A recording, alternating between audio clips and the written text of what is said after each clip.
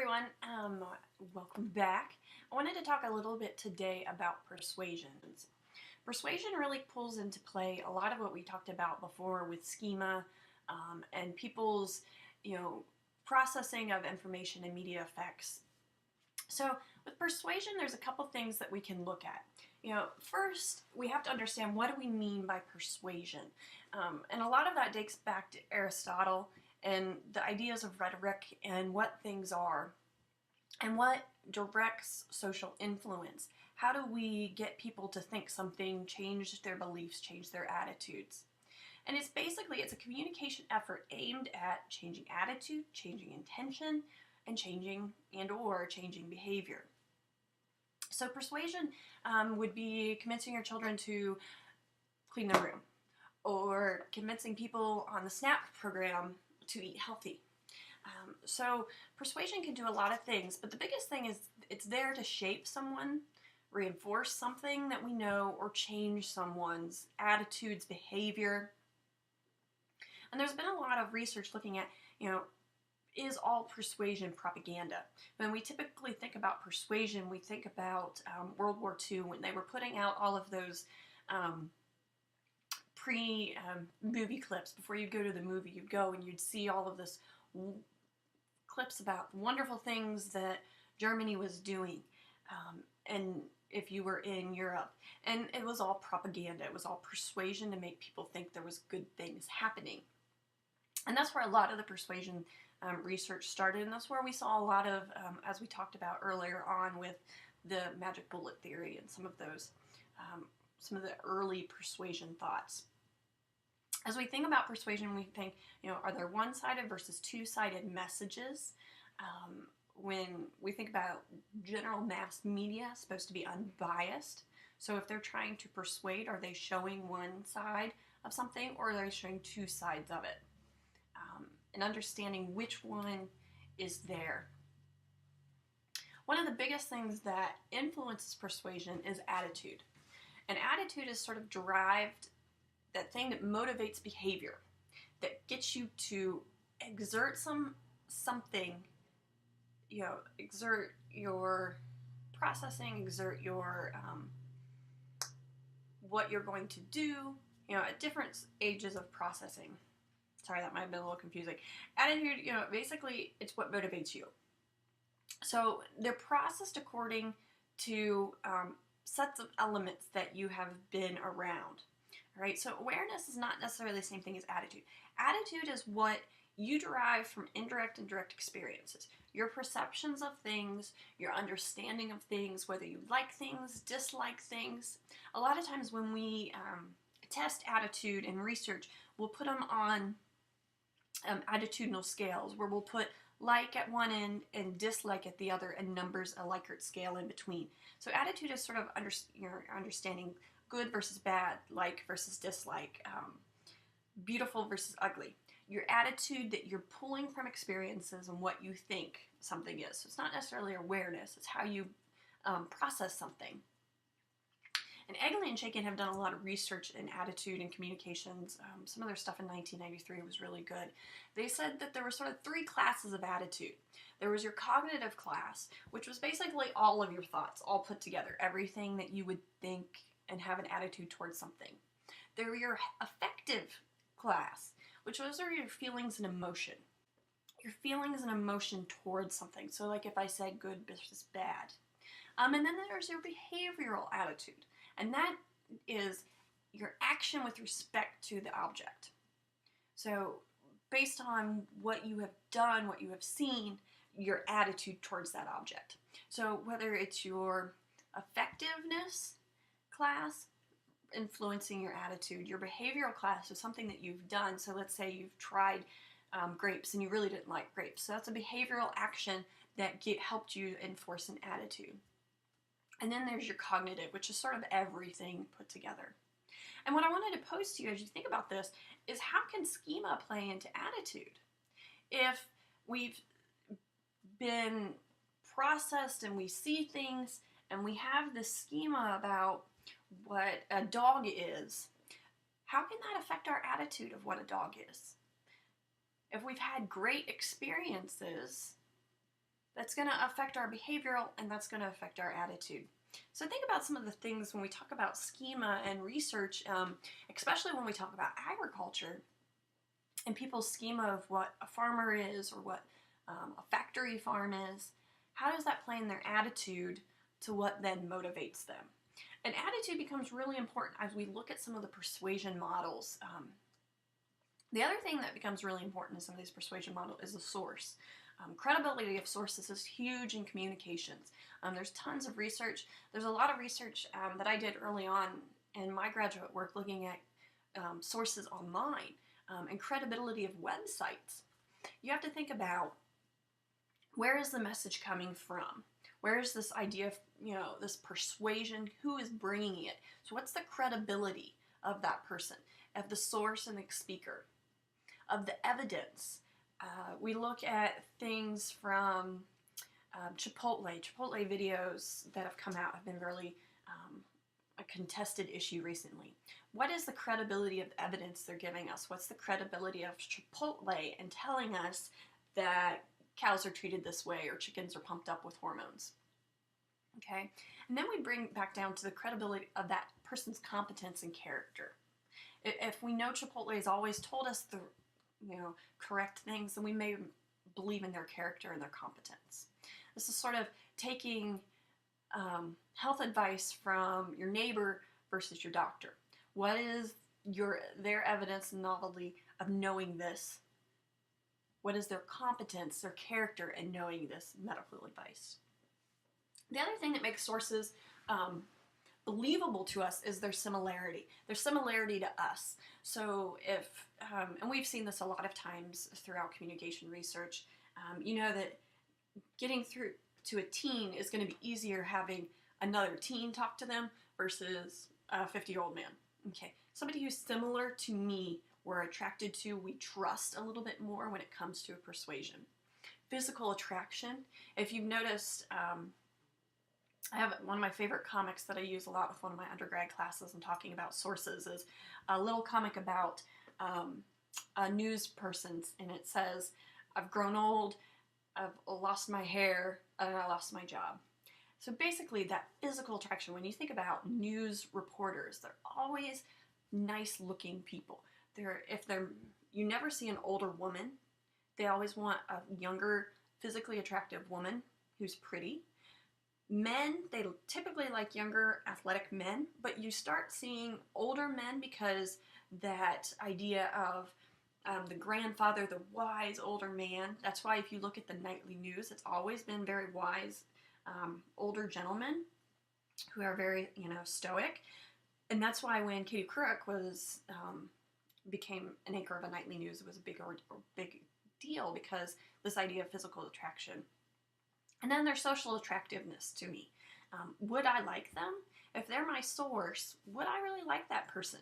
So if somebody is standing there telling me not to smoke, and there's somebody who I can tell is a gang member, I know personally I might not like them. I may not believe in the same things they believe, so they're not socially attractive to me, and I may not buy into what they're persuading me. Think about it. Who are 5 people who you find really credible? And what makes them so credible to you? Who are 5 that aren't credible to you? And why? Think about some times when people have been trying to persuade you, or you've seen an advertisement and you buy into it and you believe it, or that doesn't quite make sense. Okay? And what this does for us is, who is the best source for messages? And we'll see when we talk about public relations and strategic communication and crisis communications, a lot of times the best source for a message in a business crisis is the CEO. Because we know credibility, they're the CEO, so they have competence and character because they have that title of CEO. We obviously have the evidence because they're the CEO of the business, so they must be the best source for a message. So when we think about persuasion, we think about attitudes, we think about sources. And we also have to think about people's selectivity. And I think we discussed selective exposure when we were talking about the basic communication model a little bit. And I wanted to reiterate those ideas of selectivity. We selectively expose ourselves to messages that we want to hear. So I'm not going to go listen to a pro-smoking message if I've had a friend who died of lung cancer. Okay, we have selective attention. We only attend to things that are important to us. So if there's a story on the news, let's say last night, for example, there was a story on the news about a recall of car seats. I have a 10-month or 11-month-old, and I attended to that message very quickly because it was the same brand of car seat that I have for her. Now, if it was a recall of a swing set, I had no need to attend to that message, and I, shut it out of my brain. Retention, what I need to retend, what do I need to remember, and then my perception of things. I'm selective about how I perceive things. And as we think about agriculture and the supplied idea of communication, think about who are our sources giving out agricultural issues, and how do we selectively listen to these messages. If I'm trying to get someone to buy from a farmer's market and they don't care about where their food comes from, or they do care about where their food comes from, the selective idea of attention and exposure is going to become really important. So some of the theories that we'll work on, we talked about the technology acceptance model last time, looking at how people start using media. And I had mentioned that the technology acceptance model sort of came out of two other models, the theory of reasoned action and the theory of planned behavior. Theory of reasoned action, I think, is a really interesting theory in that Fishbein and Agins sort of started publishing on this in the 1980s. And it really said, it was one of those first theories that sort of predicted your behavioral intention. Okay? And what they said is this is your intention to act on something. And it tends to be the best indicator of actual action.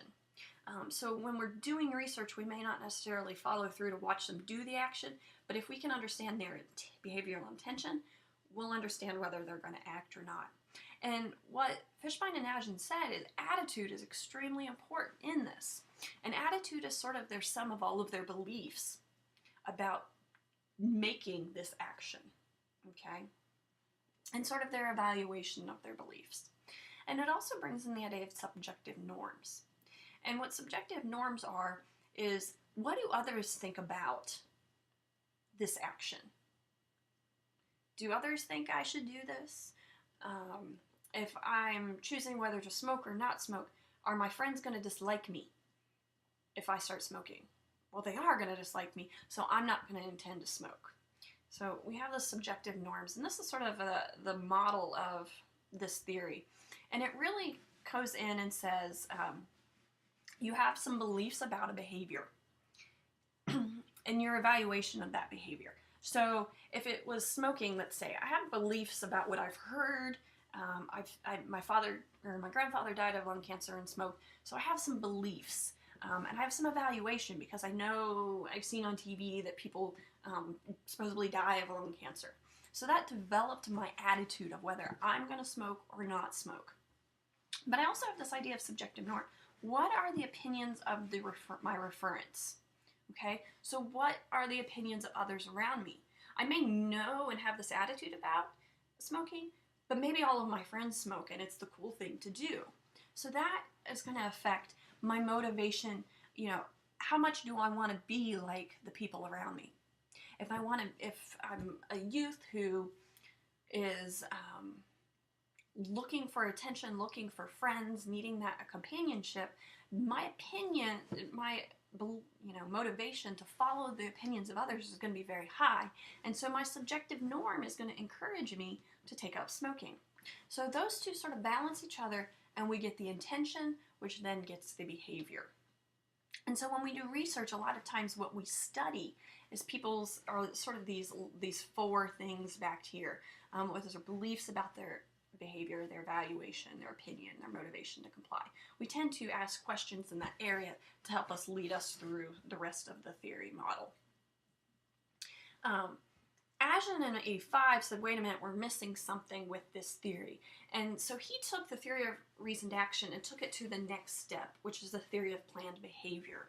And typically when you read the research, you'll see these two sort of put together a lot in the research. They typically will talk about both at the same time in their literature reviews. So the theory of reasoned action said there's a perceived behavioral control. There's your efficacy, okay? It's sort of intention versus confidence. Are you confident enough that you can perform this?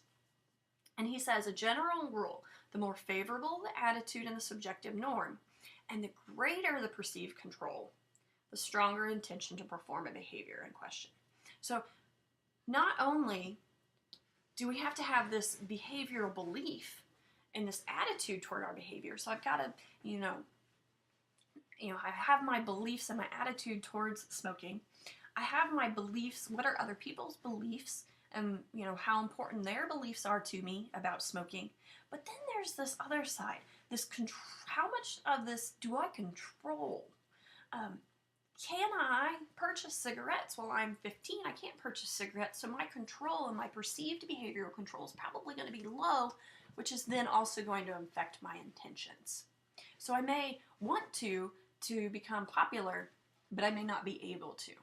So there's and they all sort of interact with each other and interact with your intention.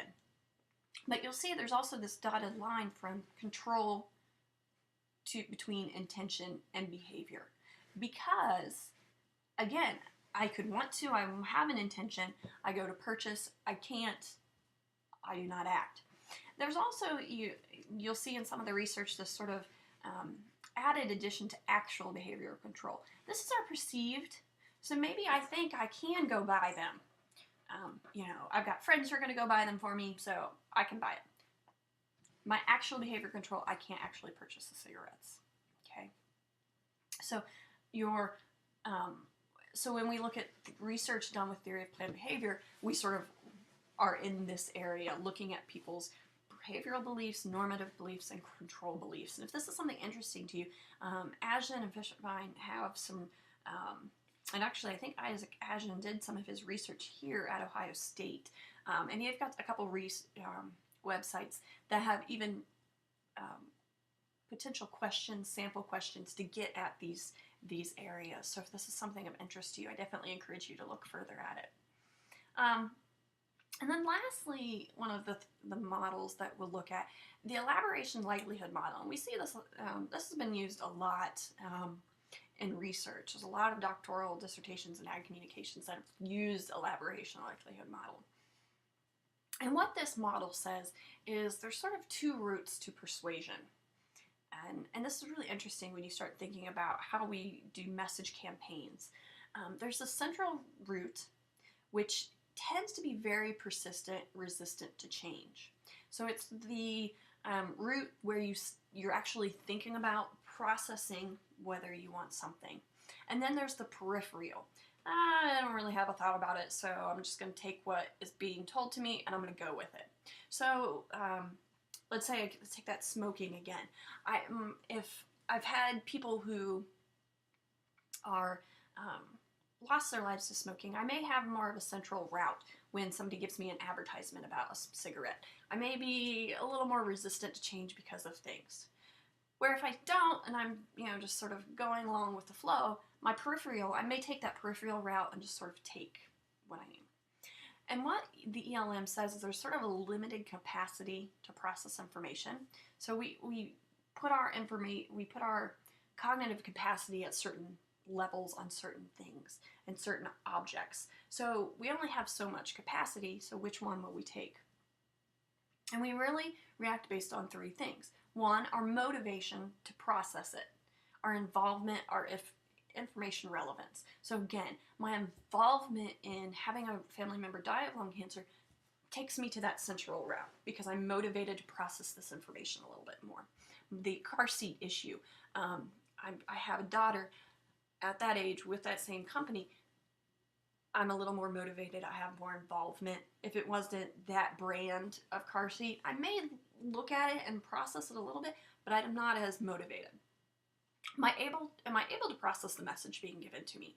Is it in a language I understand? Is it in not in science speak? Is it something verbiage that is understandable to me? This would be giving a child a message that is too in depth for them, or somebody who maybe is lower educational status and giving them a doctoral dissertation to read. And then, do you have those pre-existing positive or negative beliefs? So it brings sort of back in that attitude again. Attitude is very important when it comes to persuasion. And so this is one way of looking at the model of ELM. You've got a persuasive communication. And so what they say, are you motivated to process? Is there a personal relevance, and is there a need for cognition? And we're going to talk about need for cognition here in a second. But if there is a motivation, then yes, I will have do I have the ability to process it? Okay, is there a distraction? Is it repetition? Is it comprehensible? Well, yes, it is. Then what is my nature of cognitive processing? Am I favorable, unfavorable, or do I have neutral thoughts on this topic? And are these, adoptions going to be stored in my memory? Yes, I'm going to take the central or positive negative attitude change. So it's relative. What's interesting is when you take this central route, it tends to be more endearing of an attitude change, and it stays with us. However, if I go down through here and I'm not motivated, I'll look at the peripheral cue. Is it negative? Is it positive? Is it an expert source? Are there good arguments? Yes. Well, then I may have a peripheral attitude shift and I may go back to being motivated. No, I'm going to retain it or regain it and stay with my initial attitude. If I'm not able to process, I again go to that peripheral cue route. If I, have neutral thoughts or no cognitive change, I again go to that peripheral route. Another way to look at this, and I sort of like this way a little bit better. If you've got, exposure to persuasive communication, okay, you're either going to take the central route or the peripheral route. So if I have a higher involvement with the product and the message, I'm going to pay more attention. I'm going to focus on that product. I'm going to comprehend it a little deeper. I'm going to have thoughts about the products, the attributes. I'm going to elaborate a little bit more on the message. And then persuasion. I'm have product beliefs. This helps with brand attitude, purchase intention. Okay. If I am lower involvement with a product or message, so again, if this was a swing set, I have a lower involvement. My attitude, it's going to focus on peripheral, monoproduct or non-product information. So maybe I'm not really looking at the specs of the swing set. Oh, it looks like it could have been fun. Just very surface level. So my comprehension is very shallow about the non-product information, and I'm very low out, elaboration. I'm not really thinking into it. And, so what it does is it leads to non-product beliefs. It gives me more an attitude towards the advertisement, which then may persuade me or may not persuade me to purchase. So the elaboration look at liquid model is used a lot when we look at messages and persuasion and which route are people taking when they see this effective ad. And like I said earlier on this, there's something that comes into effect called their need for cognition in that motivation process. And need for cognition is something that I've done a lot of research on and I really am interested in. And I think some of you will really enjoy this idea. The need for cognition is a need to structure a situation in a way to help you understand something in your world. Okay? Cacioppo and Petty in 82 said it's the tendency to engage and enjoy thinking. So our need to cognate, our need to think about things. Somebody who is high in FC is going to be very intrinsically motivated and will seek out more complex tasks. Somebody who is in low need for cognition, I apologize for the little error there, NFC, not NFCO, low need for cognition, they tend to avoid effortful cognitive work required to derive attitudes, okay? So somebody high will scrutinize a message, while somebody low will be persuaded in that peripheral route. Now, what this what you have to understand is need for cognition can change based on an event. If it has to do with my daughter, my need for cognition might be very high. If it has to do with, let's say, motorcycles, I have no real care, or, I don't really need to think past, oh, it looks pretty, or oh, it looks nice. I have a low need for cognition and understanding how that works or what that is. Okay, so we have a lot of things that go into our effect when we're thinking about persuasion. We have to think about the attitudes. We have to think about the sources. We have to think about how people are selectively exposing themselves and retaining these things. And then we have to think about those ideas of that norm, that subjective norm, their behavioral control, and then which route are they taking? That, high-level route where they have a high need for cognition and they're going central, or is it a low need for cognition and they're going that peripheral? I'm going to post up on, with our readings for this week, a reading from Cassiopo and Petty that really talks about need for cognition, because I think a lot of you will enjoy that article. And also the survey that they use in need for cognition might be something fun to take, just to, to think about in a certain situation.